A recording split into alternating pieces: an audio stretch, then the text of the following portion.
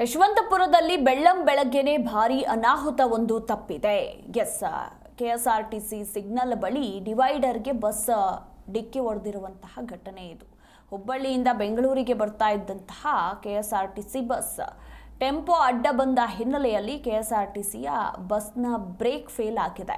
KSRTC ಬಸ್ನಲ್ಲಿ ಸುಮಾರು 42 ಮಂದಿ ಪ್ರಯಾಣಿಕರಿದ್ದರು. ಸದ್ಯ ಯಾವುದೇ ಪ್ರಾಣಾಪಾಯ ಸಂಭವಿಸಿಲ್ಲ. ಅಷ್ಟು ಮಂದಿ ಕೂಡ ಸೇಫ್ ಆಗಿದ್ದಾರೆ. ಬೆಳಗಿನ ಜಾವ ಸುಮಾರು 3:30ರಲ್ಲಿ ಈ ಒಂದು ಘಟನೆ ನಡೆದಿರುವಂಥದ್ದು.